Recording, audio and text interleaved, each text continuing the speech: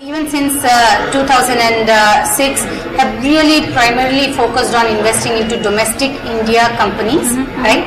That is our core focus, and even continuing this year, we have already invested in 6-7 companies, and those are all Indian entrepreneurs based out of India, focused on either Indian markets or global markets. So while our name says Indo-US, we are primarily an India-focused fund.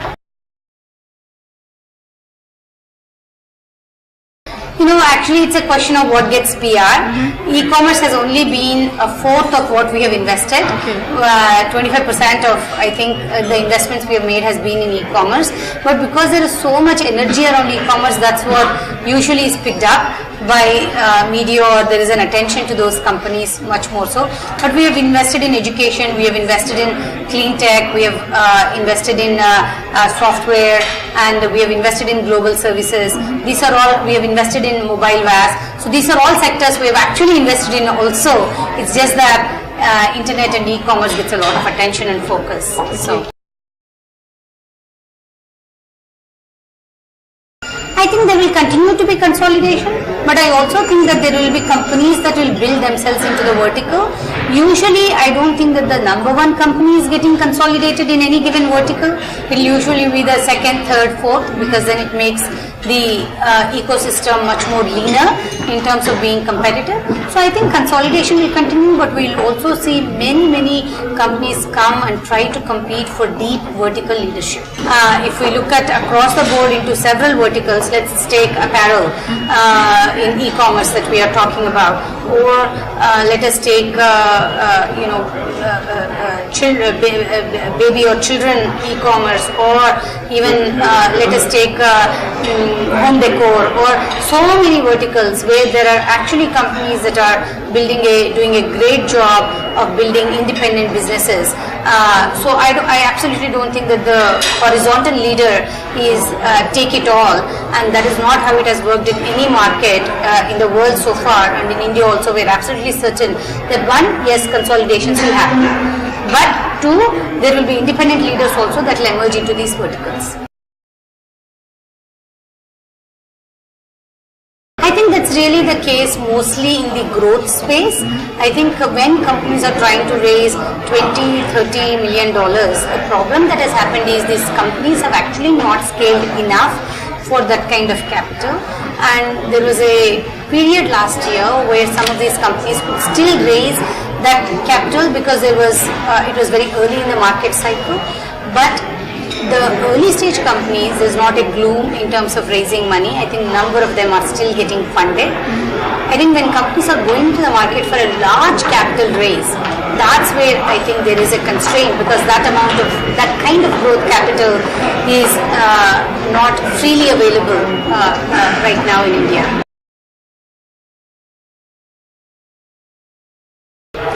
I would look for deep domain understanding of the category.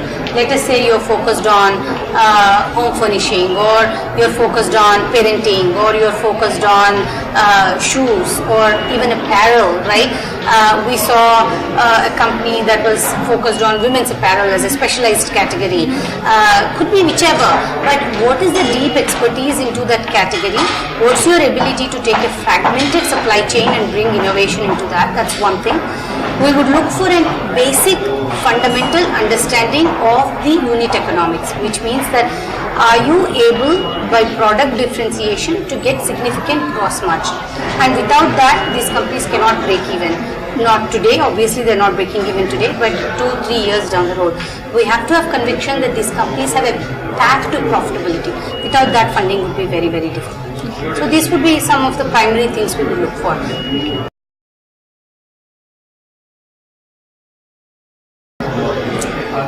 Anybody would wish that they had invested in a Flipkart or a Quikr, or any of these companies that have sort of broken free, right? And it would be fantastic to be investors in those companies. Why not? If we could have.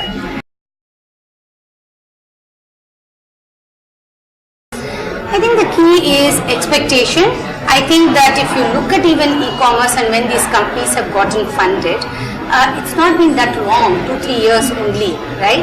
And the problem is that they have been hyped so much that we haven't given the time to allow these companies to grow towards exits.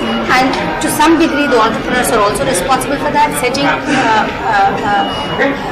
proper expectations that they can deliver on versus believing that they can deliver a scale too soon and taking investment with that promise, which then they can't deliver.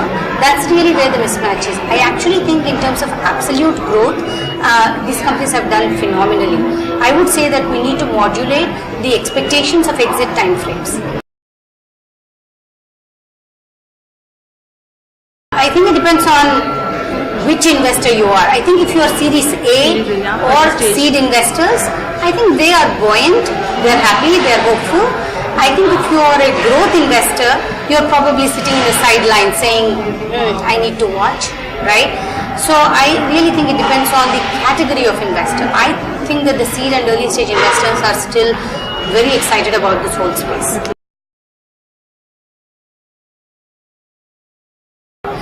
I think that, e-com itself, which is simply moving retail online alone,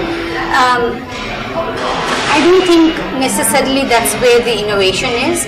I think being able to provide something that is not available in physical retail, whether that's a service, whether that's an experience, whether that's a product selection, these are where we are very excited to look for, right? So if I can walk down the street and find something, then e-com alone doesn't, as a convenience alone, is not where convenience and value are not the only propositions that are defensible.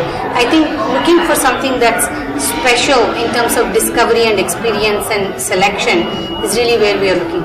Sharing information, sharing knowledge, which is all social and community, or whether it is really taking fragmented supply chains. I'm looking for the best doctor or best therapist. This is my problem. I also want a support group. So these kind of community-based verticals and or education, which can be cut in so many ways, whether it's learning or whether it's again information research. So I think that there are many e-com services into different verticals that have not yet been tapped into, which are all some new things that we are seeing in the market.